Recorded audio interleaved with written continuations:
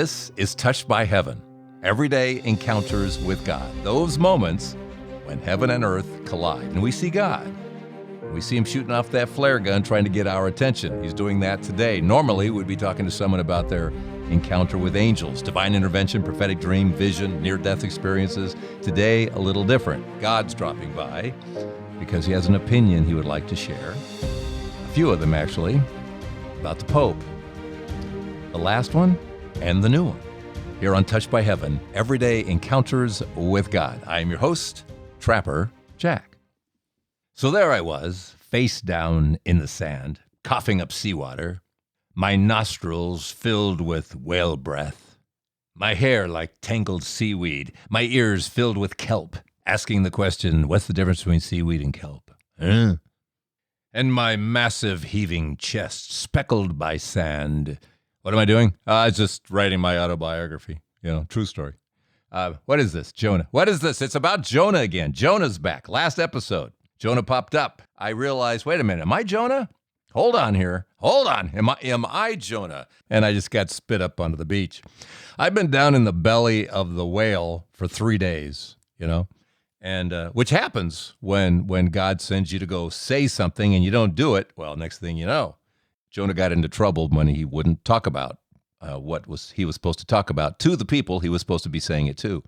I would have to admit that I have not been all in on wanting to talk about Pope Francis, just too controversial for me. However, God does want to speak about him.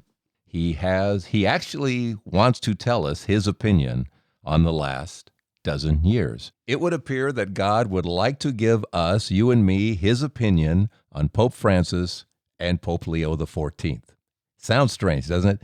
And he's going to do that through the music that's been bubbling up in my head, seemingly out of nowhere, but we know where that nowhere is. Some people hear God's voice. I get his playlist. I got spiritual earbuds. I don't know how it works. It just does. It's like I'm the roadie for the Holy Spirit cover band. It just starts flooding in. So we're going to go into the music that's been playing here for the last several days. And what he certainly seems to want to reveal in this episode is his opinion about Pope Francis as we walk towards this new papacy with Pope Leo XIV. What does it all mean? Okay. But first, a reminder about Medjugorje in October 6th to the 13th. We officially have enough people to go. It doesn't mean that you can't. If it's still on your bucket list and you think that's still possible, go into the show notes, click through, get your information, and if Our Lady is calling you, you will know it. All right? October 6th to the 13th with yours truly,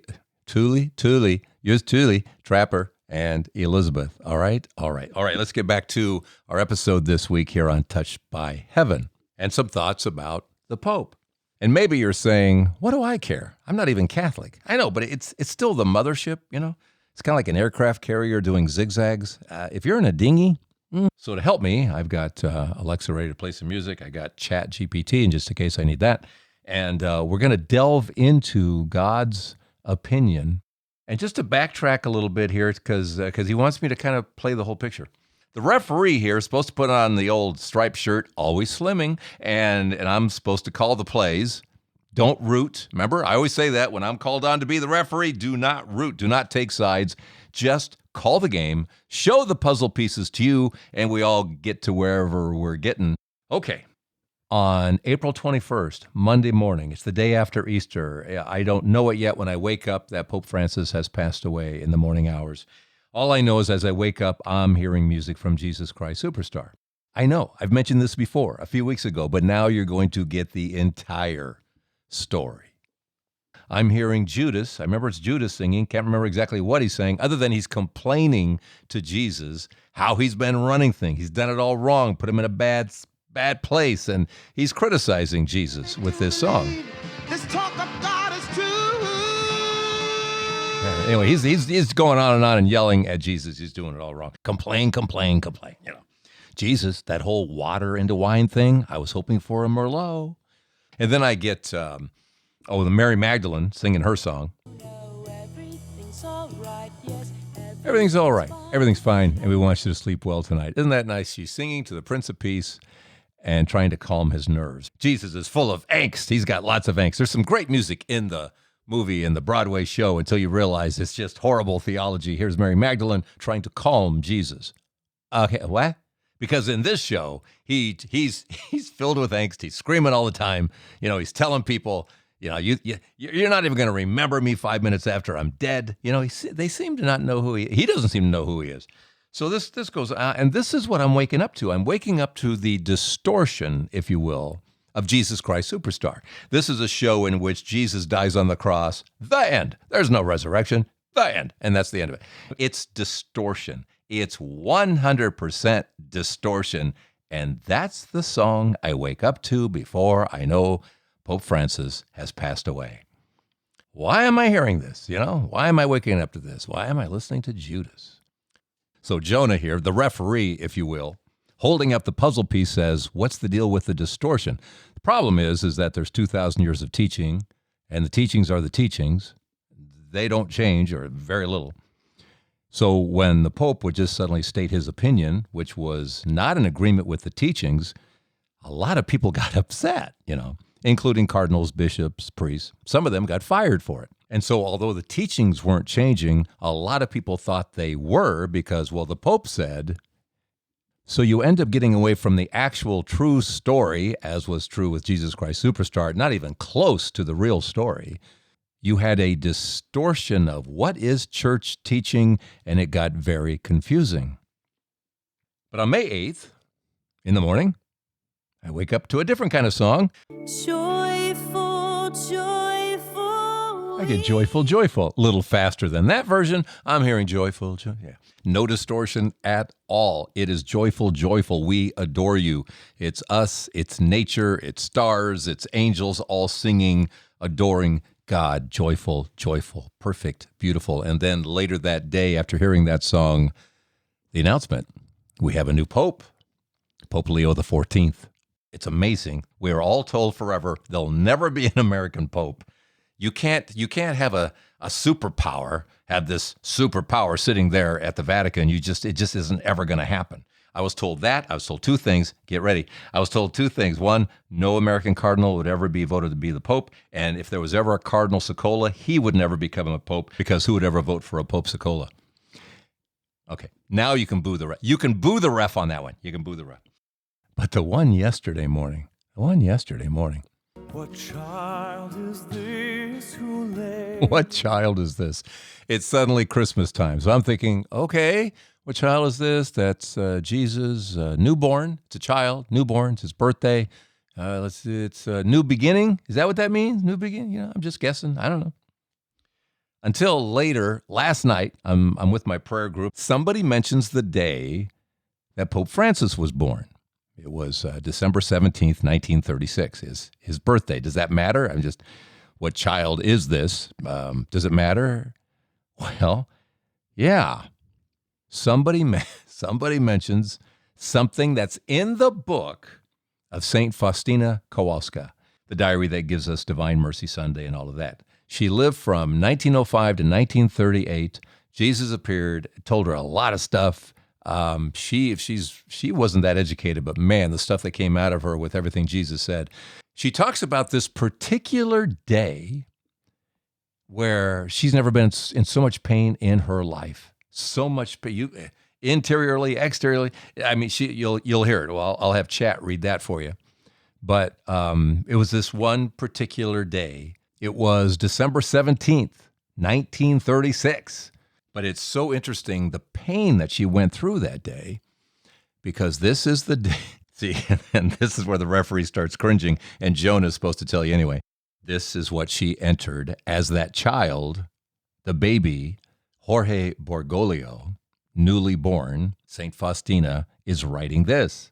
Chat, if you'd be so kind, please read what she said was going on that day. Got it. Let me read that entry for you word for word.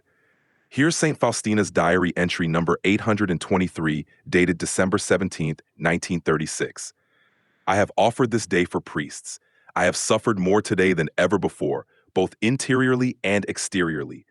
I did not know it was possible to suffer so much in one day. I tried to make a holy hour, in the course of which my spirit had a taste of the bitterness of the Garden of Gethsemane. I am fighting alone, supported by his arm, against all the difficulties that face me like unassailable walls. But I trust in the power of his name, and I fear nothing. Tough day, December 17th, 1936. Then you come to find out that was the actual birthday, the birth of Jorge Bergoglio, later to be known as Pope Francis. And in the morning, I'm getting the song, What Child Is This? What? He knows I'm going to be in that prayer group. He gives me a song that says, what child is this? It's the birth of someone. Only we have St. Faustina, the most painful day of her entire life. And it happens to be Jorge Bergoglio's actual birthday. And she says, I'm offering this day up for priests. There's some connecting fibers there. You don't have to go along with this. You can say you're nuts, Trapper. You're fine. But I know there's a connection. And I know I'm supposed to say it. St. Faustina's profound suffering on the very day Pope Francis was born does seem to create a powerful, almost providential link. And then, what child is this popping into your head? Another nod to a divine thread running through all these moments. It's like these pieces are coming together to highlight something significant. Maybe it wasn't a Christmas song. Maybe it's just the question, what child is this? But there's more to this, because when Pope Benedict XVI resigned, popes don't resign, popes don't quit, popes don't retire, popes die. That's the way it works. And I read, I think it was 600 years since the last time, 600, 800, whatever it was, long time since a pope had just said, I think I'm leaving.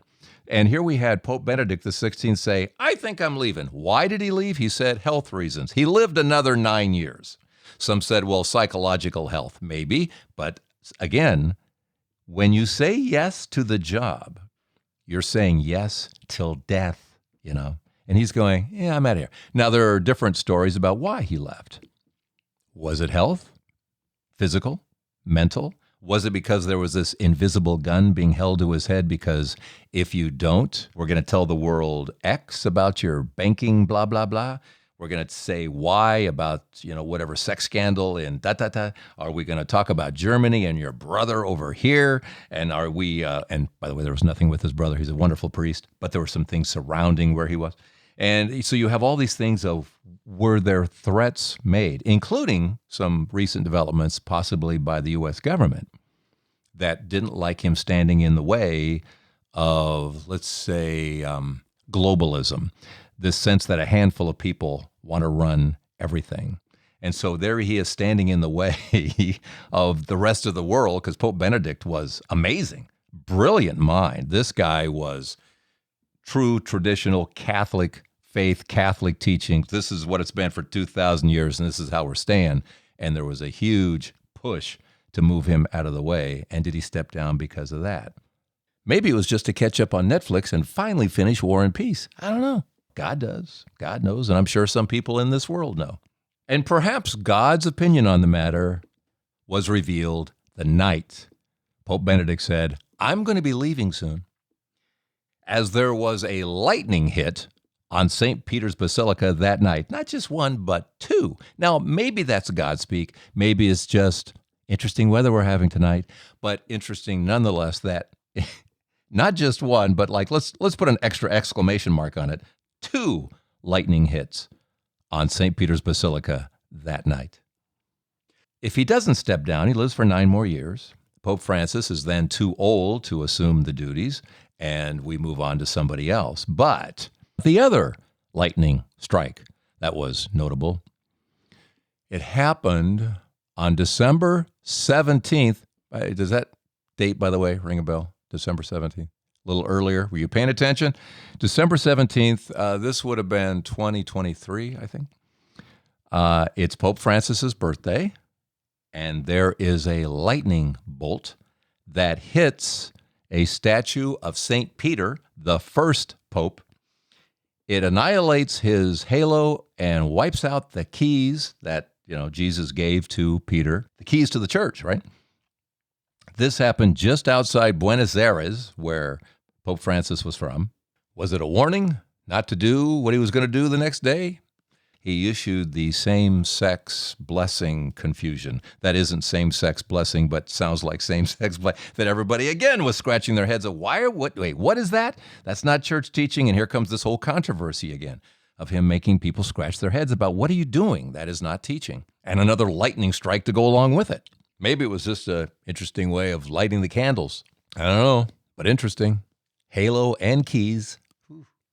What confounded people, what had people just scratching their heads so many times, was like last fall. He was in Singapore, and he's asking a group of young people, can all faiths get you to God? And he says, yes. And it's like, everyone's like, what? That's all faiths? Well, may the force be with you. That's an abomination of desolation. That's putting God on a shelf. That's not acknowledging the Trinity. That's a lot of things, because it's just confusing, Early on, there was that time it had to do with lifestyle choices. One of those moments where Jesus would have said, now go and sin no more. But remember the Pope said, who am I to judge?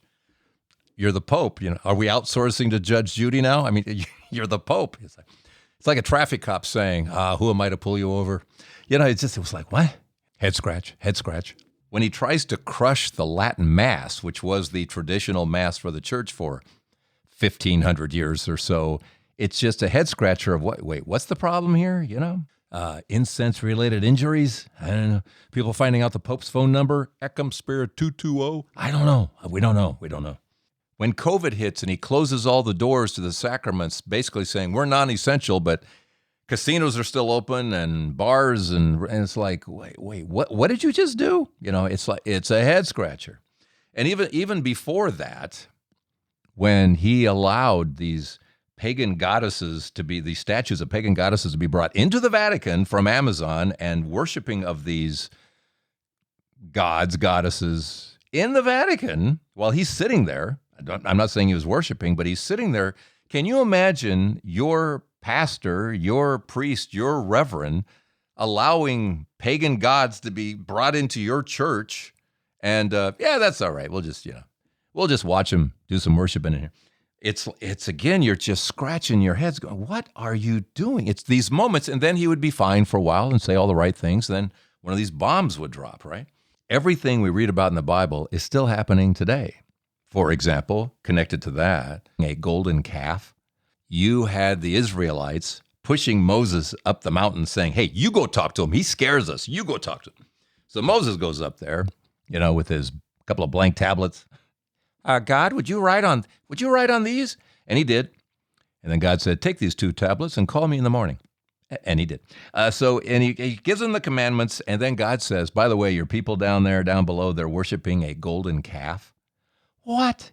And God says, I'm going to kill them all. And Moses stands in the breach and says, kill me. God says, I'm not killing you, but I am going to give a bunch of them a pandemic. I am going to give your people a pandemic for worshiping a false god on my holy land. Where does this sound familiar again recently? Down comes Moses. He's got the 10 commandments, right? Throws them on the ground. First person to break all 10. And he says, what are you doing? And he takes their golden calf and he carves it all up and throws it into the drinking supply. Interesting is that after this Amazon Synod thing, a couple of guys broke into the church, grabbed a couple of these goddesses, these statues, and threw them into the Tiber River. I don't know if that's their drinking supply, but I thought it kind of fit the case. And then infamously, 2 weeks after that Amazon Synod, 2 weeks after the worshiping of false gods inside the Vatican, 2 weeks after this abomination of desolation where Jesus is not to be found, instead we've got goddesses, pagan goddesses, statues being worshipped, never a good thing. Duck and cover, just like with Moses. Remember coming down with the pandemic? Guess what? 2 weeks after that, COVID comes out of China. Where does it go first? Where does it annihilate first? Italy. Interesting. I don't think those 2 countries are next door to each other. It hits Italy first. Pope Francis closes the door to the worldwide church, 1.4 billion Catholics, no Eucharist, no confessions, no nothing. We're closed for business. We're non-essential. But those casinos are still going. The liquor stores are still open. I remember our deacon at the time, not right away, but into COVID a little bit. I remember he reminded us all in one of his homilies how The church is not responsible for saving lives, but for saving souls, you know? Oh, and the Our Lady of Guadalupe image, we can now bring to a close all of this. The 46 popes, 46 stars. We can bring all of that to a close and the end of an era. And the end of the era is Pope Benedict. He is the 46th pope. And what I talked about Francis being one of the bookends, that can now go by the wayside. My thinking there had to be a giant conversion moment during this papacy of Pope Francis as a bookend story to the beginning of this age. That didn't happen. Pope Francis died, so we can get rid of that hypothesis. He's excluded. 500 years of popes, he's not on it. God knows before time began what was going to happen, who's in, who's out. Obviously out. The end of an era. Yes. The image is full. Yes. Every pope, 46 popes, 46 stars, that whole thing, right? It's like Pope musical chairs. There's 46 chairs. The music stopped, and there's Pope Francis standing there holding his Pachamama statue. It's over. And now we have what?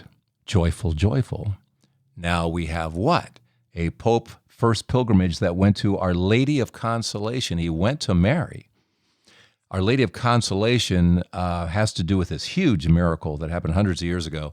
And Mary as that heavenly wisdom that helps guide the church. That's where he went first, 30, 40 minutes or miles away from Rome. That was his first big trip, And you couldn't help but notice that the very next Sunday following this announcement of our new pope, it was Good Shepherd Sunday. Good Shepherd Sunday.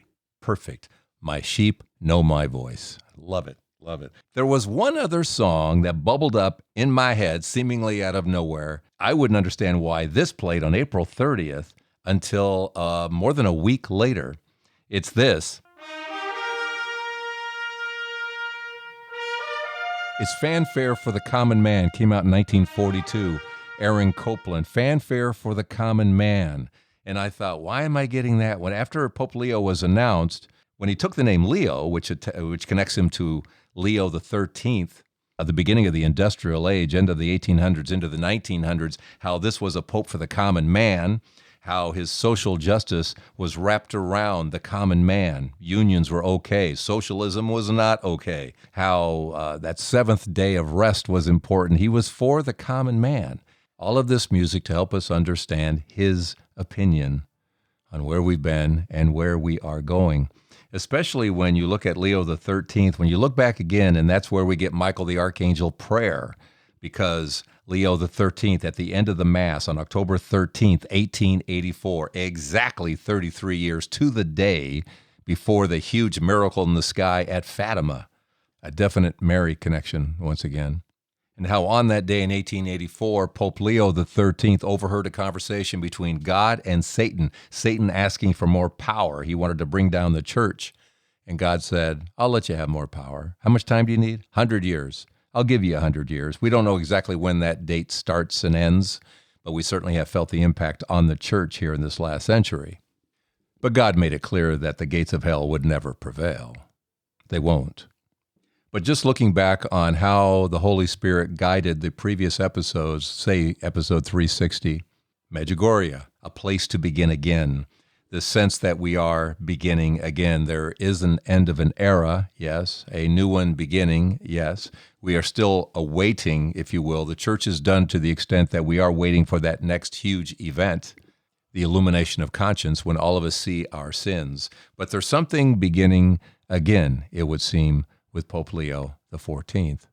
Also, this just occurred to me, that God has the final say. I was talking about the movie, Jesus Christ Superstar. Something happened at the very end of that movie that the director was not planning on. The very last scene, remember there's no resurrection in that movie. The very last scene, you are to see the cross, and they went painstakingly to make sure that in this wide sweeping shot they had of the empty cross and the landscape behind it, that there would be nobody there, nothing there. He just wanted to see the cross and the sweeping landscape and nighttime and all that. And then suddenly out of nowhere, and they don't know where, suddenly in the distance, and you can see it, there is a shepherd and his flock that just kind of appear out of nowhere. And it's like they almost stopped shooting, and he said, no, just let it go, let it go. So the director let it go, and you see this good shepherd, and you see his flock, and they appear, and then they just kind of disappear. The good shepherd. There was a resurrection, and Jesus is still with us, the good shepherd. And when he handed the keys over to Peter, and now here we are 267 popes later, perfect succession, the Good Shepherd is now Pope Leo XIV. Pray for him. And that is the good news of this episode. So what's the takeaway from all of this? Well, for me, before we get to God's takeaway, and it was all about his opinion, for me, the ref, Jonah, and all that, I think it's going to be a little easier to be the ref, to just show you the puzzle piece, just let the chips fall where they may. That, when the ref gets booed, doesn't make him wrong. It just makes him booed. And it's so to hear his opinion, as we started with the distortion that has been there, and that distortion is now gone, that we go to the pain that it has caused, for the church, as it did physically and mentally and every which way for Saint Faustina, that the song, "What Child Is This?" is connected to a child that was born on December 17th, 1936.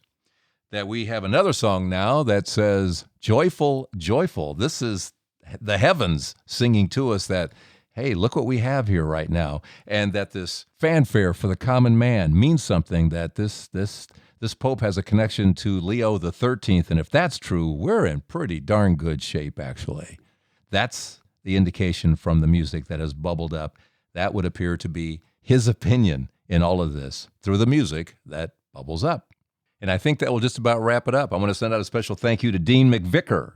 Dean, part of the Patreon family. Thanks, Dean. We thank you so much, Dean, for joining the Patreon family. Come here to this episode, 367 at touchedbyheaven.net. Click your way through to Patreon, or go to patreon.com and search for Trapper Jack. A reminder about Medjugorje in October. Go into the show notes, click through, get your information, and if Our Lady is calling you, you will know it, all right? October 6th to the 13th. I do need your stories. I do. Come here to touchedbyheaven.net and throw a little information towards me. We'll talk, and we'll go from there. I look forward to seeing you next week here at Touched by Heaven. Everyday encounters with God. I'm Trapper Jack. Oh, forgot. Thanking you, chat, for being such a big part of the show today. I see what you mean. I'll be here when you're ready to chat about it.